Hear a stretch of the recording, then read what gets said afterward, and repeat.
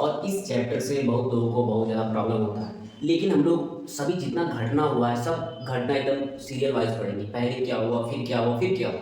इससे पहले हम लोग देखेंगे जो ये राष्ट्रवाद होता है, ये राष्ट्रवाद होता क्या है? सबसे जब तक हम लोग राष्ट्रवाद को नहीं समझेंगे, बाकी ये पूरा हम लोग समझ ही नहीं सकते। तो देखिए ये राष्ट्रवाद क्या होता है? देखिए राष्ट्रवाद समझते हैं। राष्ट्रवाद समझने से पहले एक राष्ट्र को समझते हैं। एक राष्ट्र कुछ भी हो सकता है, एक छोटा-सा स्टेट, ठीक है, उसको भी राष्ट्र बोला जा सकता है, देश। अगर किसी भी देश के लोग, सभी लोग अगर एक जैसा सोचने लगते हैं, ठीक है, उनका भावना भी एक रहता है, चेतना भी एक रहता है, सब कोई एक हो जाते हैं, तो इसी को हम लोग कैसे बोलते हैं? राष्ट्रवाद। मतलब राष्ट्र के सभी लोगों का राष्ट्र के प्रति प्रेम ही कैसे कहलाता है? राष्ट्रवाद कहलाता है।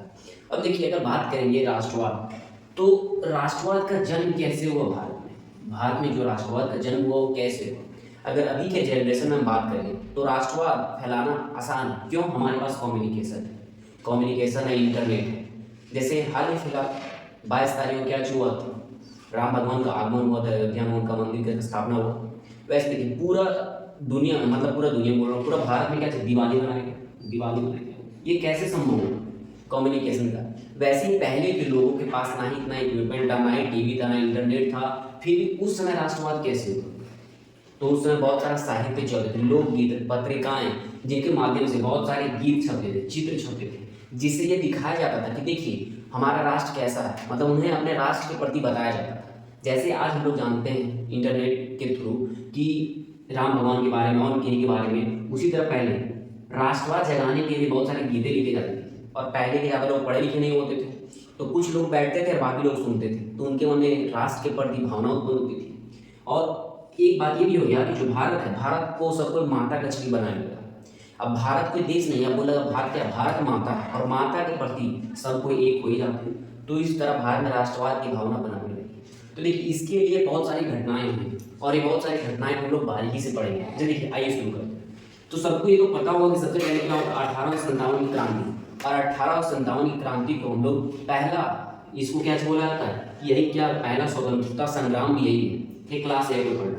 ये आंदोलन भी बड़ा जबरदस्त था, लेकिन यहाँ पे कुछ तकनीकी रह गया।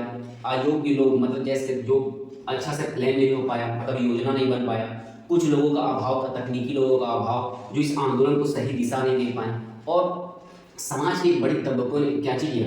इस आंदोलन में हस्तक्षेप किया ही, मतलब वो सब इस आंदोलन में आए नहीं, एकदम बाहरी बाहर रहे, जिससे ये आंदोलन क्या चुके फैल गया। अब देखिए बात करते हैं क्या मैं क्यों ले जाऊँ। देखिए अब क्या हुआ जब ये आंदोलन फैल हुआ, ये जैसे ही आंदोलन फैल हुआ 1857, तो जो ब्रिटिश है वो समझ गया कि अब इंडिया में अगर शासन करना है तो हमसे संभव नहीं हो पाएगा। तो ब्रिटिश की जो महारानी है वो आई, एक चार्टर बनाई और बोली कि अब जो कंपनी जो आया था ईस्ट इंडिया कंपनी, अब ईस्ट इंडिया कंपनी कुछ नहीं करेगा, जो करेगी अब सीधे कौन करेगी? ब्रिटिश गवर्नमेंट करेगी।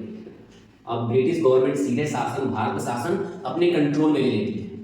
तो देखिए उसके बाद कुछ नहीं होता, बहुत सारा आंदोलन होता है, लेकिन हम लोग जनरली चैप्टर पढ़ने वाले देखिए क्या होता है, सबको पता है 1885 में क्या होता है? INC की स्थापना होती है, इंडियन नेशनल कांग्रेस। अब इंडियन नेशनल कांग्रेस की स्थापना होती है। ये कांग्रेस क्या करता है? ये क्या है?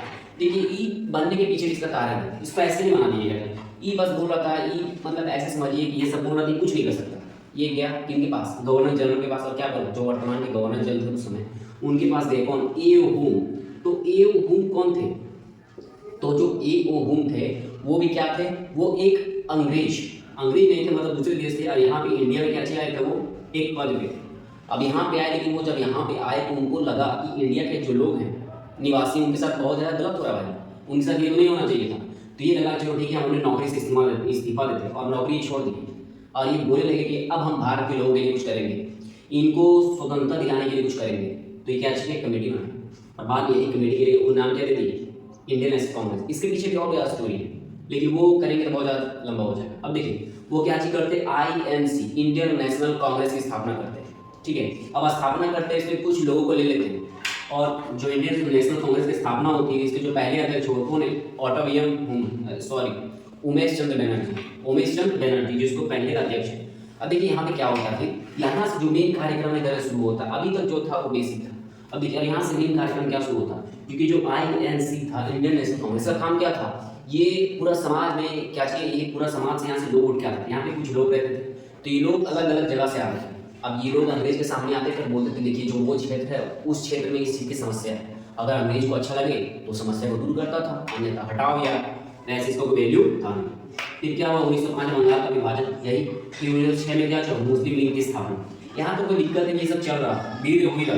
देखिए मेन फंडा यहाँ से होता है, यही से पूरा चैप्टर हम लोग स्टार्ट करेंगे। ये क्या होता है 1914 से 1918 फर्स्ट वर्ल्ड वॉर चल रहा होता है, सबको पता है। तभी क्या होता है इस फर्स्ट वर्ल्ड वॉर के दौरान 1915 में गांधी जी जो कि दक्षिण अफ्रीका गए हुए थे, कहाँ जाते वापस भारत आ जाते हैं। यहाँ एक चीज मैं आपको बताना चाहूँगा कि जो महात्मा गांधी थे वो इंग्लैंड से लॉ की पढ़ाई किए थे। अब वो इंग्लैंड से लॉ की पढ़ाई किए थे और कहाँ चले गए, दक्षिण अफ्रीका चले गए, दक्षिण अफ्रीका। अब ये दक्षिण अफ्रीका गए तो दक्षिण अफ्रीका गए तो ये देखिए कि वहाँ भी बहुत ही ज़्यादा क्या है डिस्क्रिमिनेशन चल रहा है, मतभेद गोरों और कालों के बीच में बहुत सारा। तो जब ये दक्षिण अफ्रीका में गए थे गांधी जी तो वहाँ भी आंदोलन किए, वहाँ आंदोलन किए और जो गोरे काले उनके मतभेद कुछ हद तक वो खत्म करने में, कुछ हद तक मतलब पूरा नहीं खत्म करे, कुछ हद तक खत्म करने में मदद की। उसके बाद वो वहाँ से रिटर्न आ गए 1915 में, कहाँ गए भारत। अब भारत आए तो ये यहाँ की देखिए भारत का स्थिति भी कुछ खास नहीं है। भारत के लोग उन्हीं का देश है, सब कुछ उन्हीं का है और वही गुलाम बने पड़े, ठीक है अंग्रेजों के। उन्हें बहुत ज़्यादा खराब लगे कि ऐसे तो होगा नहीं, तो वो यहाँ पे आए और वो यहाँ पे आके सबसे पहले कहाँ गए, चंपारण गए। और चंपारण में जो मजदूर थे, ठीक है, उनके लिए आंदोलन किए, क्योंकि इनके पास अब एक्सपीरियंस भी आ गया था। दक्षिण अफ्रीका में ये तो सत्याग्रह किए थे। देखिए इनका एक चीज बहुत ज़्यादा फेमस, सत्याग्रह। सत्याग्रह कहने का मतलब क्या चीज, बिना हिंसा के आग्रह करना, जो भी चीज चाहिए उसके लिए आग्रह करना, सत्य के लिए बार बार आग्रह करना, ठीक है, इसी को क्या बोला था, सत्याग्रह। और सत्याग्रह जो वर्ड है यही गांधी जी का। उसके बाद चंपारण एक इश्यू हो जाता है। उसके बाद देखिए क्या होता है, स्टोरी शुरू करते एकदम डीपली बात। देखिए क्या होता है, अब यहाँ पे चल रहा था फर्स्ट वर्ल्ड वॉर। तो फर्स्ट वर्ल्ड वॉर में क्या होता है यहाँ समझिएगा, बहुत ही अच्छा कॉन्सेप्ट मिलेगा आपको। देखिए क्या होता है, जब फर्स्ट वर्ल्ड वॉर चल रहा था तब गांधी जी क्या बोले, गांधी जी बोले थे और बहुत लोग बोले थे, क्योंकि इंग्लैंड लड़ रहा था ब्रिटिश। अब जब ब्रिटेन लड़ रहा था, ब्रिटेन के पास सेना नहीं था, तो ब्रिटेन बोला भारत को कि आप मेरा हेल्प कीजिए, आप मेरा हेल्प कीजिए, मतलब भारत के लोगों को क्या चाहिए, सेना में भर्ती कीजिए। अगर भारत के लोग सेना में भर्ती होंगे, ठीक है, तो किसके साथ लड़ेंगे, ब्रिटिश के साथ लड़ेंगे। ब्रिटिश अगर जीत जाता तो इंडिया को बहुत सारा क्या चलेगा, बहुत कुछ मतलब उपलब्ध कराएगा, बहुत सारी सुविधाएं देगा, हो सकता है उसको और भी कुछ दे, ठीक है, मतलब हो सकता है आज़ादी भी दे और भी बहुत सारा स्वतंत्रता दे दे, बहुत कुछ दे दे। तो उस समय जो तत्काल में जो गांधी जी थे वो क्या चीज़ें करने लगे, भारत के लोगों को बोलने लगे कि आप क्या चीज़ करो, ब्रिटिश का सहायता करो, फर्स्ट वर्ल्ड वॉर में ब्रिटिश का सहायता करो। और बहुत सारे राजनेता भी बोल लगे, क्योंकि अगर उस समय ब्रिटिश का सहायता किया जाता है तो ब्रिटिश जीत जाएगा विश्व युद्ध, और अगर ब्रिटिश जीत जाता है तो इंडिया को हो सके बहुत सारा सुविधा देगा, तो सबको करने लगा। इसीलिए तब गांधी जी को सर्जेंट ही बोला गया था। क्यों, क्योंकि वो सैनिक को क्या चीज कर रहे थे, ब्रिटिश सैनिक को भर्ती करवा रहे थे। अब वही होता है, फर्स्ट वर्ल्ड वॉर समाप्त हो जाता है, और फर्स्ट वर्ल्ड वॉर समाप्त हो जाता है क्या होता है, ब्रिटिश जो इंग्लैंड जीत जाता है। अब सारा फंडा ये शुरू होता है। अब अगर जीत गया तो भारत के लोग क्या बोलेगा, अगर अभी है, अगर अंग्रेज का साथ दिया है, वो जीत गया, क्या बोलेंगे, लाओ भाई लाओ, मतलब बहुत ज़्यादा सेलिब्रेशन होने लगा इंडिया में कि चलो अब इंग्लैंड जीत गया। अगर इंग्लैंड जीत गया तो भारत को बहुत सारी सुविधाएं मिलेंगी, हाँ, बहुत सारा अधिकार मिलेगा, हो सकता है टैक्स में बहुत छूट मिल जाए, बहुत कुछ मिलेगा। लेकिन हुआ क्या, अंग्रेज हो गया परेशान। वो बोला यार जीत गए तो जीत गए, तुम लोग कुछ नहीं देंगे, जिंदगी भर कुछ नहीं देंगे तुम लोग को। और अंग्रेज क्या किया, अंग्रेज बड़ा साथी चाल चला और वो क्या किया, दे दिया सबको रॉलेट एक्ट। क्या दे दिया, रॉलेट एक्ट। क्या हो बताते हैं इधर, क्योंकि सब सड़क पे कूदने लगा कि अब हम लोग को चाहिए। आप बोले थे कि अगर हम फर्स्ट वर्ल्ड वॉर जीत जाते हैं तो आपको बहुत सारी सुविधाएं मिलेंगी, तो भारत के लोग उछलने लगा, कूदने लगा, तो उनको क्या मिल गया, रॉलेट एक्ट मिल गया। अब ये रॉलेट एक्ट को काला कानून भी कहा जाता था, काला कानून। अब ये काला कानून होता क्या है, ना वकील ना दलील, सीधे आपको जेल दे दिया जाएगा, कोई कुछ नहीं होगा, 2 साल तक आपको नजरबंद रखा जाएगा, मतलब डायरेक्टली आपको जेल बंद कर दिया जाएगा। 2 साल बाद पूछा जाएगा क्या क्या किया था, कुछ नहीं, ठीक है ले जाओ। ये था रॉलेट एक्ट। मतलब समझ गया था अंग्रेज कि जो वादा हम किए थे वो वादा को नहीं निभाएं तो लोग सड़क पे आएगा, अंग्रेजों का विरोध करेगा, इसीलिए वो सब रॉलेट एक्ट लाए। और बोले जो भी अंग्रेज के खिलाफ जाता है, जो हमारे खिलाफ आता है, अंग्रेजों के खिलाफ, उन्हें इस कानून के अंदर 2 साल तक नजरबंद कर दो, खत्म। सबको डरने लगा। इतना हो ही रहा था तभी इतना में ये सब कहाँ रुकने वाला था। उसके बाद 13 अप्रैल 1919 को क्या होता है, जलियांवाला बाग हत्याकांड। अब इसके पीछे भी कारण ये क्यों होता है, देखिए समझने में अच्छे से। देखिए यहाँ पे क्या होता है कि जो रॉलेट एक्ट है, तो रॉलेट एक्ट के इस नियम के अंतर्गत 2 राजनेता रहते हैं, किचलू, ठीक है, तो उनको और एक और राजनेता में उन दोनों को अरेस्ट कर लिया जाता है। अब उन दोनों को 2 नेता रहते हैं, दोनों नेता को अरेस्ट कर लिया जाता है और ये क्या चाहिए, काला कानून, काला कानून। तो सभी लोग मिल के सोचिए कि जो हमारे नेता को अरेस्ट कर लिया गया, किचलू और एक नवाजुद्दीन जो थे, उनको दोनों को अरेस्ट कर लिया गया है। और ये जो काला कानून है इसका हम लोग विरोध करेंगे। तो विरोध करने के लिए अकेला आदमी कर नहीं सकता, तो उसको सोचा एक काम करते हैं, एक बड़ा सा जो जिसको जलियांवाला बाग, वो जलियांवाला बाग नहीं था, जलियांवाला बाग। अब वहाँ पे क्या सोचा गया, क्या चीज करेंगे हम लोग, वहाँ पे सब जाके इकट्ठा हो जाएंगे। तो वहाँ पे सब लोग जाके इकट्ठा हो जाएंगे, बात करेंगे कि अपन नेता को कैसे छुड़ाएंगे, जो काला कानून है इसको भी हटाएंगे। तो सब लोग सोचा कि चलो जलियांवाला बाग में इकट्ठा हो जाते हैं, आराम से इसका जो भी करना हुआ करते हैं। अब बेचारे लोग जो आम लोग, उनको पता नहीं था कि उस इलाके में कर्फ्यू लागू, पता नहीं था। और दूसरी बात, उस दिन जो था बैसाखी का मेला भी था, तो जनरल सी बात है भीड़ होने वाली है, तो बहुत ज़्यादा भीड़ था और वहाँ पे कर्फ्यू लागू था इस इलाके में, किसी को पता नहीं था। तो जितने बेचारे लोग थे आम जन, वो क्या सोचे, चलो पहले चलते हैं जलियांवाला बाग हत्याकांड में, देखते हैं कि हमारे राजनेता लोग क्या करते हैं, नेता अपने नेता को कैसे छुड़ाएंगे और ये काला कानून से कैसे बचेंगे, इस पर थोड़ा सा देख लेते हैं, फिर वहाँ से मेला चल चलेंगे। तो ये सब बेचारा सब जलियांवाला बाग में इकट्ठा हो जाता है, हजारों संख्या में लोग इकट्ठा हो जाते हैं। अब तभी क्या होता है, उस एरिया में कर्फ्यू लागू है, इसका प्रॉपर इन्फॉर्मेशन होना चाहिए, सबको बताना चाहिए कर्फ्यू लागू, इकट्ठा नहीं होना। लेकिन ये सब जानकारी आम लोगों को नहीं होता, बेचारे जाके इकट्ठा हो जाते हैं। तभी जनरल डायर आता है, ठीक है, जनरल डायर आता है और देखिए जैसे अगर बाग है तो ये जो बगीचा निकलने वाला गेट होगा, सभी गेट पे अपने सेना खड़ा कर देता है, हथियारबंद सेना, सभी सेना को खड़ा करता है, सबके हाथ में बंदूक, और वो ऑर्डर देता है और ये सब हम फायरिंग करने लगते हैं। और ये फायरिंग करने लगते हैं तो लाखों लोग, सैकड़ों लोग मर जाते हैं। अब सैकड़ों लोग यहाँ पे क्या होते मर जाते हैं, यहाँ बताया जाता है यहाँ पे कुआं, वो कुआं जो है लाश से भर गया था। क्यों? सब लोग गोली से बचने के लिए कुआं में कूदे जा रहे थे और कूद कूद के लाश कुएं से भर गया था, ऐसा बताया जाता है।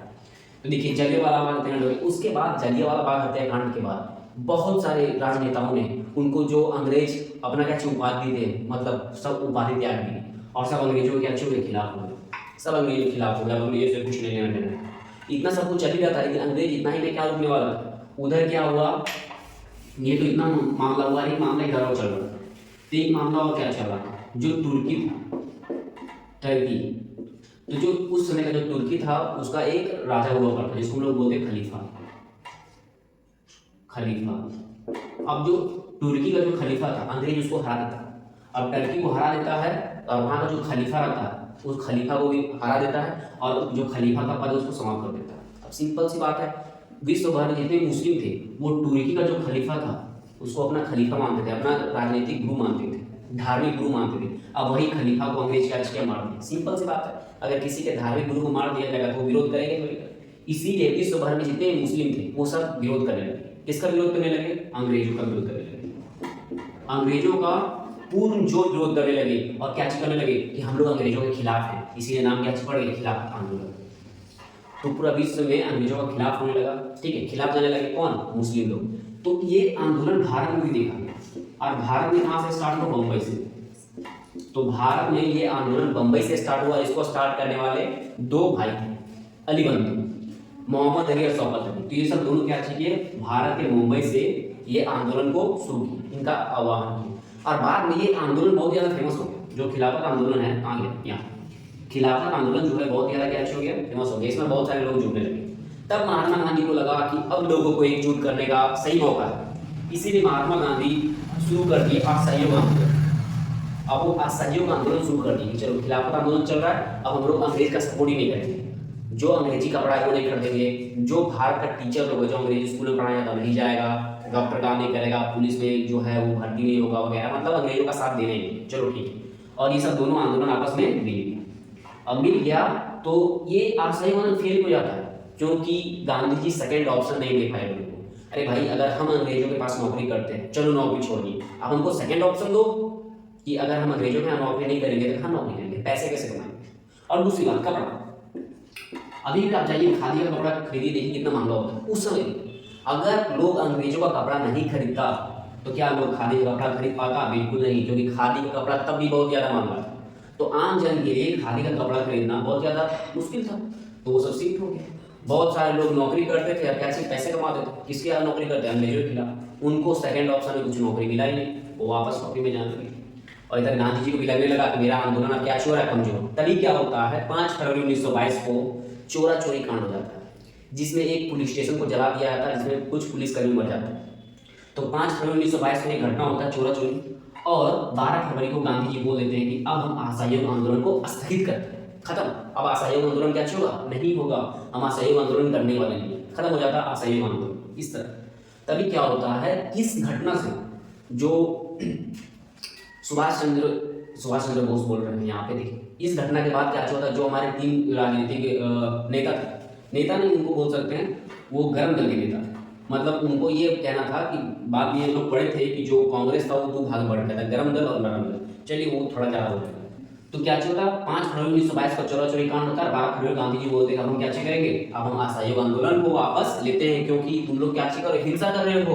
और हम कौन हैं, हम सत्यवादी हैं। सत्यवादी कहने का मतलब सत्याग्रह करने वाले, और तुम लोग हिंसा कर रहे हो, इसीलिए आंदोलन का कोई मतलब नहीं रह जाता, इसको हम स्थगित करते हैं। इतना होता है, ठीक है। तभी राजगुरु, सुखदेव और भगत सिंह, ये सब तीनों जो ये सब गांधी जी के सपोर्ट में थे। इनको लगा था गांधी जी बहुत ही अच्छा कर रहे हैं, और इसे बहुत ही सपोर्ट थे असहयोग आंदोलन की। और जब असहयोग आंदोलन वापस लेते गांधी जी, तो ये तीनों बहुत दुखी हुए। कौन, सुखदेव, भगत सिंह, राजगुरु। और ये सब क्या करते, फिर ये सब अंग्रेजों से लड़ने लगते। और जलियांवाला बाग हत्याकांड का बदला लेने के चक्कर में किसी और को मारने के चक्कर में किसी और को मारते। इतना हो ही रहा था कि फिर सब कुछ घटना चल रहा था, और इसलिए इधर और भी कुछ घटनाएं चल रही थी। जैसे अब इतना के बाद यहाँ सीधे बताया जाता है कि क्या होता है 1928 में साइमन कमीशन भारत आता है, और 1927 में पहले साइमन कमीशन बनता है। तो 1927 में साइमन कमीशन बनता है भाई, इतना के बाद इतना डायरेक्ट पहुंच गया, ठीक है। इतना के बाद अब देखिए 1927 में जब साइमन कमीशन बनता है, तो साइमन कमीशन क्यों बनता है, ये भारत आने वाला रहता है साइमन कमीशन, जिसे कुछ लोग रहते हैं। अब ये भारत आने वाला रहता है, भारत आके चेक करेगा कि भारत में जो व्यवस्था है वो कैसा चल रहा है, कि भारत के सभी लोग सही हैं कि नहीं है, ठीक है। तो ये चेक करने वाला है आने वाला। अब जैसे ही भारत आया, जैसे साइमन कमीशन भारत आया, वैसे ही नारा लगेगा साइमन गो बैक, मतलब साइमन वापस आओ। अरे भाई आया नहीं कि वापस क्यों जाओ, क्योंकि भारत के लोगों का कहना था, भारत के राजनेताओं का कहना था कि तुम यहाँ तो आ गए, बहुत अच्छा, कोई दिक्कत नहीं, तुम यहाँ आए हो, लेकिन यार कैसा कमेटी बनाया वो साइमन कमीशन जिसमें एक भी भारतीय नहीं है। अब सब का सब इंग्लैंड से, अब यहाँ आएगा, भारत में कैसे चेक करेगा कि भारत के लोग सब अच्छा हो रहा है खराब हो रहा है, उसको कैसे पता चलेगा। जो यहाँ पे रहेगा, जो यहाँ कंडीशन जानेगा, वो भी बता पाएगा कि हाँ कंडीशन कैसा है। तो इसके लिए आपको भारत के लोगों को शामिल करना चाहिए, लेकिन नहीं जाता। इसीलिए उसको नारा लगाता है साइमन गो बैक। और तभी क्या होता है, तभी यहाँ पे लाल लाजपत राय इसका विरोध कर रहे थे, तभी एक सिपाही लाल लाजपत राय के खूंटी में मार देता डंडे से। लाल लाजपत राय यहाँ पे क्या छूते, मर जाते हैं बेचारे, वो मर जाते हैं। इतना सब कुछ हो ही रहा था, फिर क्या होता है, ठीक भगत सिंह बोलते कि आप तो अंग्रेजों से बदला लेंगे, इसीलिए वो सोच रहे थे कि जनरल डायरेक्ट मारेंगे, किसी और को मार देते। इतना होता है, तभी भगत सिंह क्या होता है, भगत सिंह का कहानी उधर हो जाता है, बाद में उनको जेल चल जाते हैं। वो जाके असेंबली में वहाँ बम फोड़ देते हैं। बस वो ये दिखाना चाहते हैं, असेंबली में जाकर बम क्यों फोड़ना चाहते हैं, तो पकड़े भी ले जाते हैं। वो बम इसलिए फोड़ते हैं क्योंकि वो दिखाना चाहते हैं कि अगर एक भगत सिंह से अंग्रेज इतना खौफ रख सकता है, तो अगर उस समय भारत में कुछ और भगत सिंह हो जाते तो अंग्रेज डायरेक्ट मारी नहीं भाग सकते। वो दिखाना चाहते हैं, इसीलिए वो वहाँ से भागते नहीं है, बस वो दिखाते हैं कि उस समय भी अंग्रेज कितना डर रहे थे, किससे, भगत सिंह से। इतना चल ही रखा, तभी क्या होता है, एक और इधर विशेष हो जाता है, क्या चीज, नमक। जो अंग्रेज था सब चीज पे टैक्स बढ़ाते जा रहा था, बढ़ाते जा रहा था, इधर नमक पे लगा दिया, नमक कानून जिसको बोलते हैं। अभी भाई तुम नमक कानून बना दिए, सब कुछ यहाँ, अगर आप कोई वस्तु पे सामान मतलब कर लगा दोगे तो हो सकता है जो गरीब है उसको ना खरीदे, लेकिन नमक तो सबको चाहिए। और इधर अंग्रेज क्या बोल दिया कि अब नमक खाली ब्रिटिश ही बना सकते, ब्रिटिश मतलब कोई भी भारतीय क्या चीज करेगा, नमक नहीं बना सकता। जितना भी भारतीय है कोई नमक नहीं बना सकता, खाली नमक कौन बनाएगा, तो खाली अंग्रेज नमक बनाएगा। तभी गांधी जी को लगता है कि ऐसा रहा तो इस तरह से क्या होगा, बहुत सारे लोग परेशान हो जाए। तो गांधी जी निकल पड़ते, कहाँ निकल पड़ते, दांडी मार्च। अब ये 12 मार्च 1930 को ये क्या चीज करते हैं, अपने साबरमती आश्रम से दांडी तक की यात्रा करते हैं। और ये जो यात्रा रहता है इनका 240 किलोमीटर का रहता है। अब 240 किलोमीटर की यात्रा एक दिन में 10 किलोमीटर चलते हैं, तो इस तरह 24 दिन में क्या पहुंच जाते हैं। तो यहाँ चलना शुरू कब किए, 12 फरवरी से, और ये 6 अप्रैल को यहाँ पे पहुंच जाते हैं। कहाँ पे, दांडी। 6 अप्रैल में यहाँ पहुंच जाते हैं, नमक बना लेते हैं। तो 6 अप्रैल में यहाँ पहुंच के क्या करते हैं, नमक बना लेते हैं और कानून तोड़ देते हैं। क्योंकि अंग्रेज क्या बोला था, नमक कौन बनाएगा, तो नमक सिर्फ कौन बनाएगा, अंग्रेज बनाएगा। लेकिन यहाँ पे गांधी जी नमक बनाया, नमक कानून तोड़ दिए, उनको अरेस्ट कर लिया गया। अब जैसे उनको अरेस्ट कर लिया, वो क्या बोले, सभी ने अवज्ञा आंदोलन, मतलब हम लोग क्या चीज करेंगे, सभी ने अवज्ञा आंदोलन, मतलब हम लोग विनम्रता से आपका आगे का पालन नहीं करेंगे। आप कुछ बोलो, हम आपको उल्टा जवाब नहीं देंगे, बस आपका काम नहीं करेंगे। यही था सभी ने अवज्ञा आंदोलन, मतलब पूरा विनम्रता पूर्वक हम आपको मना कर रहे हैं।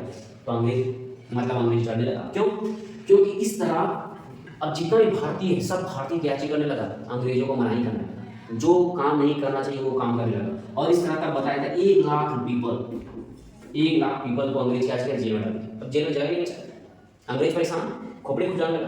अरे यार आए दिन कुछ कुछ लोग आते रहते हैं, एक चार से पुलिस जा रहा है, एक चार लो आओ अरेस्ट करो, चल जाता था जेल, दूसरा लो चल जाता था जेल। इस तरह लाखों लोग जेल में चले गए। अब अंग्रेज परेशान, जो जेल में आया उसको भी खाना खिलाना है, और परेशान कि जेल में उतना जेल में जगह ही नहीं है, कहाँ रखे। तो अंग्रेज बोला चलो ठीक है बात करते हैं गांधी जी से, गांधी जी क्या करते हैं। तो अंग्रेज उस समय इरविन था। अब इरविन आया, इरविन क्या बोला गांधी जी को, आप जो इस सविनय अवज्ञा आंदोलन से क्या करो, आप वापस ले प्लीज वापस ले लो। तो गांधी जी बोलता है ठीक है मेरी कुछ शर्तें हैं, मैं इसको वापस ले लूंगा, लेकिन मेरी कुछ शर्तें हैं, इन शर्तों को मानो, मैं सविनय अवज्ञा आंदोलन क्या करूंगा, वापस ले लूंगा। तब क्या ही चल रहा था, 1930, 1931 और 1932, प्रथम गोलमेज सम्मेलन, दूसरे गोलमेज सम्मेलन और तीसरे गोलमेज सम्मेलन। तो 1930 में तो गोलमेज सम्मेलन में गांधी जी नहीं जा सकते, लेकिन बात क्या रखना, तीनों गोलमेज सम्मेलन में भीमराव अम्बेडकर गए थे। और वो हमेशा जाके किसके लिए बात करते थे, पिछड़े लोगों के, पिछड़े लोगों के लिए, एसपीएससी के लिए, कि इनके लिए अलग से चुनाव की व्यवस्था हो, सब कुछ अलग अलग, इसके लिए बात करते थे। मतलब अलग निर्वाचन क्षेत्र की मांग करते थे कि अलग से सबका चुनाव। तो ये तीनों गोलमेज सम्मेलन में थे। अब देखिए इधर क्या होता है, इधर इरविन आता है, गांधी जी को बोलता है ठीक है, इंग्लैंड में भी गोलमेज सम्मेलन चल रहा है, तो 1930 वाला तो खत्म हो गया, अब आइए 1931 में आइए आप गोलमेज सम्मेलन में, और आपका जो भी डिमांड है आप आके रखिए अंग्रेजी सरकार के सामने, अंग्रेजी सरकार आपके डिमांड को मान लेगी। बस गांधी जी निकल पड़ते हैं। अब गांधी जी निकल के कहाँ चले गए, इंग्लैंड चले गए सेकंड गोलमेज सम्मेलन में। गांधी जी का अपना विचार जाकर प्रकट करते हैं, बस उनका कोई भी विचार को स्वीकार नहीं किया जाता। गांधी जी रिटर्न आ जाते हैं और फिर से क्या बोलते हैं, सविनय अवज्ञा आंदोलन शुरू किया जाए। तो पब्लिक बुर्बक है यार, एक बार आप बोलोगे कि शुरू करो, एक बार खत्म करो, शुरू करो खत्म करो, फिर से अगर सविनय अवज्ञा आंदोलन को उतना जोर मिला है जितना पहली बार मिला, और उनका सविनय अवज्ञा आंदोलन क्या हो गया, समाप्त हो गया। यहाँ पे सविनय अवज्ञा आंदोलन भी समाप्त हुआ। उसके बाद क्या हुआ, इधर उनको फिर जेल में डाल दिया कि नहीं, गांधी जी।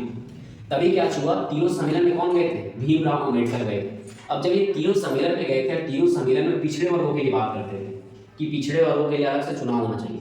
जब ये बात पता चला गांधी जी को, तो गांधी जी को लगा अगर ऐसे ही होगा तो देश हमारा बढ़ जाएगा, बहुत सारे टुकड़ों में बढ़ जाएगा। तो बहुत सारे राजनेता मिलकर समझाने लगे भीमराव अम्बेडकर को कि अच्छा काम कीजिए, आप एक बार जाकर गांधी जी से मिलिए। तो गांधी जी और भीमराव अम्बेडकर पूना के अहिरवा जेल में जाकर मिलते हैं 1932 में, और उनके बीच एक सहमति होता है। वहाँ पे भीमराव अम्बेडकर क्या बोल रहे थे कि हमको क्या चाहिए, अलग निर्वाचन क्षेत्र, कि हमको एक अलग निर्वाचन क्षेत्र चाहिए। तभी गांधी जी बोलते थे ठीक है, ये आप जो अलग निर्वाचन क्षेत्र की बात कर रहे हैं ये मत लीजिए, आप क्या कीजिए, आप हमसे आरक्षण ले लीजिए। क्या ले लीजिए, आरक्षण। अरे आरक्षण ले लेते हैं और इस तरह बात मान जाते हैं, कौन, भीमराव अम्बेडकर। तो ये जो समझौता हुआ था इसी को हम लोग क्या बोलते हैं, पूना पैक्ट। आई होप आप लोग को समझ में आया। अब देखिए इसके बाद क्या होता है, इसके बाद कुछ नहीं होता, ठीक है। इसके बाद और बहुत सारी घटनाएं होती हैं। 1935 में एक कानून बनता है, 1935 में एक कानून बनता है जिसको ब्रिटिश सरकार ही बनाती है, ठीक है। ब्रिटिश सरकार ने कानून, जैसे अभी हमारा संविधान है वैसे 1935 में क्या संविधान लिखा गया था, जिससे ब्रिटिश सरकार भारत को आसानी से क्या कर सके, चला सके, शासन आराम से कर सके, पूरे लिखा गया था। उसके बाद 1940 में 1942 में क्या हुआ, देखिए 1940 में मुस्लिम लीग ये लाहौर अधिवेशन में सब क्या किया, एक अलग राष्ट्र का मांग किया, जिसका नाम क्या था, पाकिस्तान। की लाहौर अधिवेशन में क्या बोला कि हम लोग को भारत में रहना, मुस्लिम लोग, तो मुस्लिम लोग क्या बोला कि हम लोग को एक अलग राष्ट्र चाहिए। तो 1940 में सब अलग राष्ट्र का मांग करने लगा।